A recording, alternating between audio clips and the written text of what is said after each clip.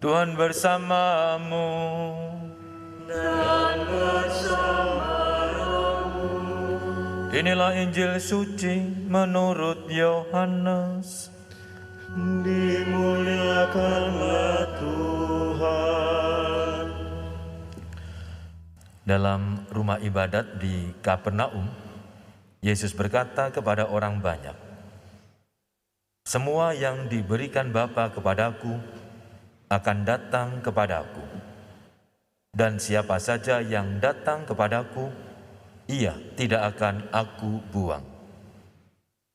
Sebab aku telah turun dari surga, bukan untuk melakukan kehendakku, melainkan kehendak Dia yang telah mengutus aku. Inilah kehendak Dia yang telah mengutus aku, yaitu supaya dari semua yang telah diberikannya kepadaku jangan ada yang hilang, tetapi supaya aku bangkitkan pada akhir zaman. Sebab inilah kehendak Bapa-Ku, yaitu supaya setiap orang yang melihat Putra dan yang percaya kepadanya memperoleh hidup yang kekal, dan supaya aku membangkitkannya pada akhir zaman." Demikianlah sabda Tuhan. Terpujilah Kristus.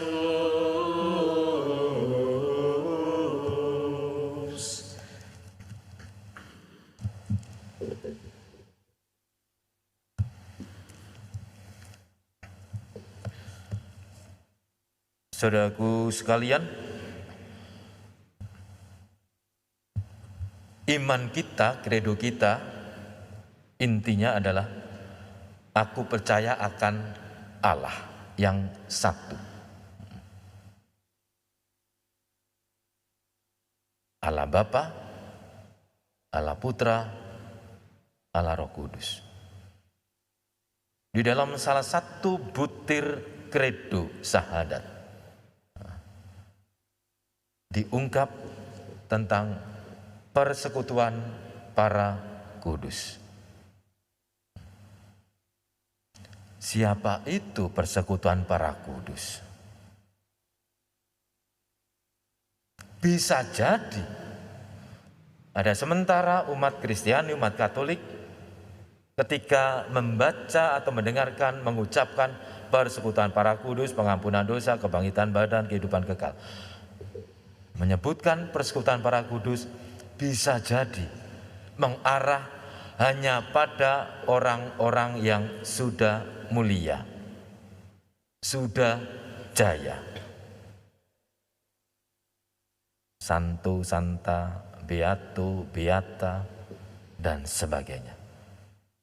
Padahal, apakah itu salah? Tidak.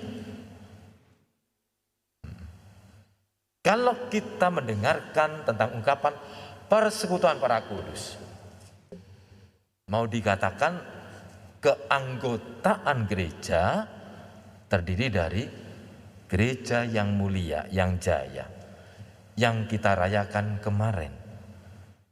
Kemudian gereja yang menderita, yang kita rayakan sekarang. Dan kemudian gereja yang berziarah. Siapa? Kita semua yang masih hidup. Sehingga persekutuan para kudus adalah itu semua. Tidak hanya mereka-mereka yang sudah mulia jaya, santo santa, beato beata, tidak hanya itu. Tetapi yang hari ini kita rayakan dan juga kita yang merayakan. Para saudaraku yang kasih, kemarin kita merayakan Ekaristi. Meminta bantuan mereka gereja yang sudah mulia, yang jaya, untuk mendoakan kita. Sekarang kita gereja yang berjalan, gereja yang berziarah, diminta untuk mendoakan gereja yang menderita, yaitu yang kita rayakan hari ini.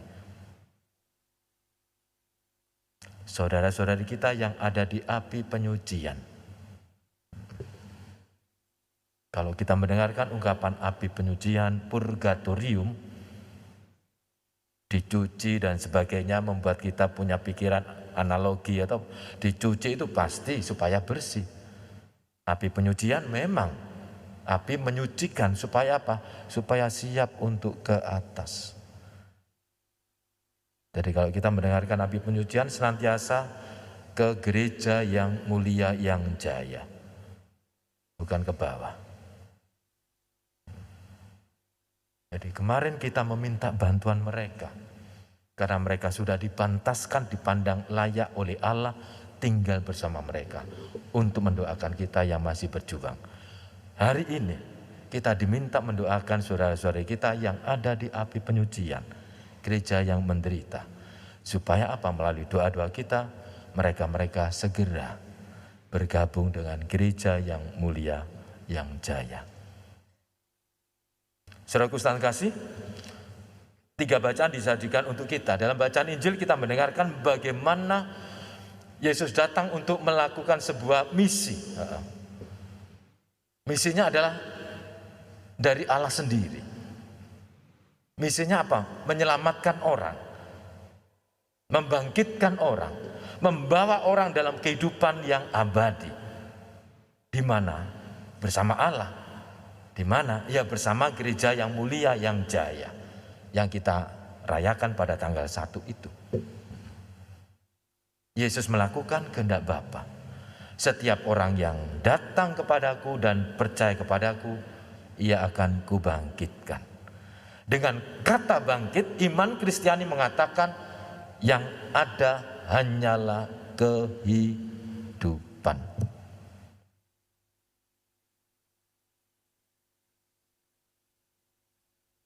Hidup diubah. Hidup tidak dilenyapkan oleh Tuhan, tidak. Hidup diubah.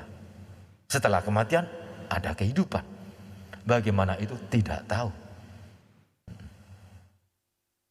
Yesus datang melakukan kehendak Bapa, supaya setiap orang yang percaya kepada anak, melihat anak dan percaya, ia memperoleh kehidupan kekal. Dasar biblis dari tentang kebangkitan sudah ada dalam bacaan pertama, surat Makabe.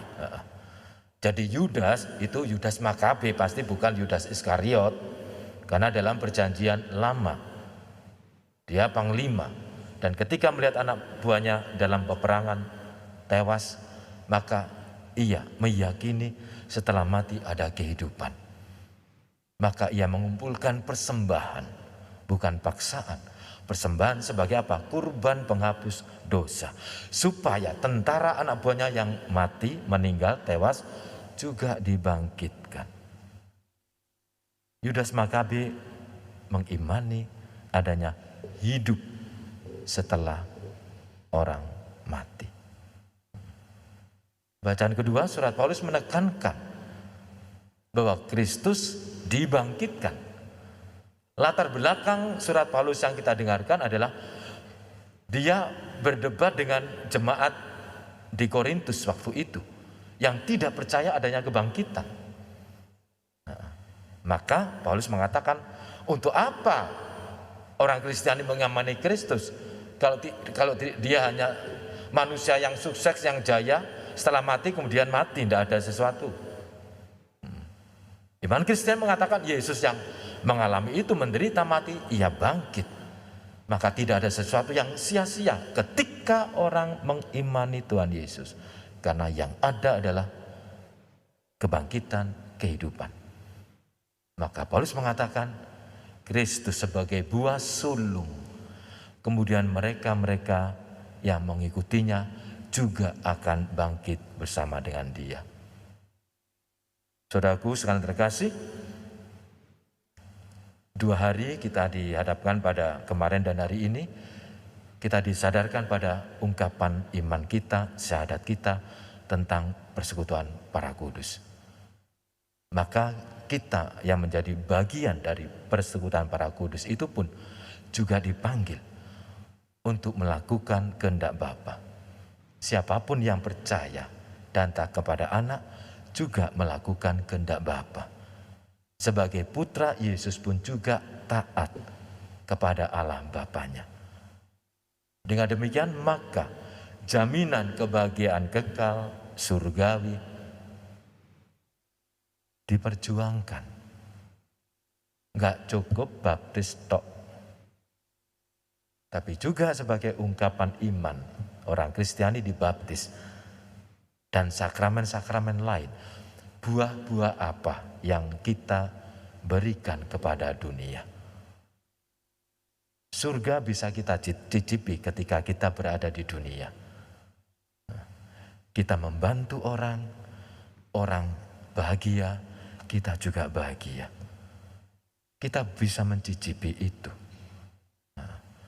Maka buah-buah itulah yang Allah harapkan dari kita semua yang datang dan percaya kepada putranya.